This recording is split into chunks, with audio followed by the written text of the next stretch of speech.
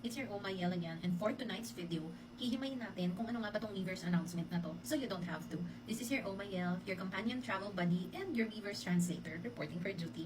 So ano nga ba tong announcement na to? So nag-announce si HYBE ng BTS World Tour Arirang in Goyang online livestream, which is yung opening concert nila for the World Tour. Ibig sabihin nito, kahit na wala kang ticket, hindi ka nakasecure ng concert ticket, or hindi ka makakapunta sa Korea, is minake sure pa rin ng HYBE na you can still watch the first leg of the World Tour through online streaming. So just like in their previous live stream, professionally filmed siya with multiple camera angles, close-up shots, and full stage coverage para immersive pa rin yung experience mo kahit nasa bahay ka lang.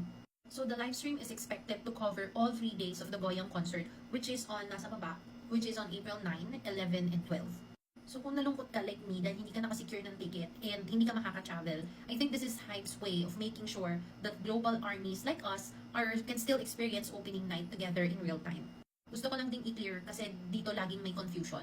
So this notice is not about physical ticket selling. Hindi to ticket announcement and hindi to pre-sale dates. So ikalma nyo guys. Online viewing access lang talaga siya.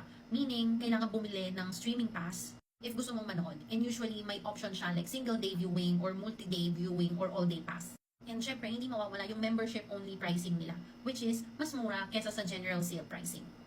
Honestly, for me, iba pa rin talaga yung nasa stadium ka physically. Hindi mapapantayan yon, especially if same year kayo ng hinihingahan ng BTS and the crowd is very amazing talaga. Pero for me, watching together with armies can still feel really special. Lalo na pag ganitong opening concert na sabay-sabay kayong manonood and yung emotions and excitement ng lahat sabay-sabay, especially pag puro fellow armies kayo. Kaya naisip ko, instead of watching it alone, I'm thinking of organizing an online watch party for anyone na gustong maka-experience together with other fellow armies. Simple lang yung idea, sabay-sabay tayong manonood, sabay-sabay tayong magre-react, sabay-sabay tayong sisigaw, and hindi mo mararamdaman na mag-isa ka lang through the screen. So if gusto mo sumali, just send me a DM here on TikTok para ma-check ko kung ilan yung interested. And syempre, ma-plan ko yung setup for all 3 streaming days. And magbibigay ako ng update through private message din once na makita ko kung gaano kadami yung gustong mag-join sa online watch party ko.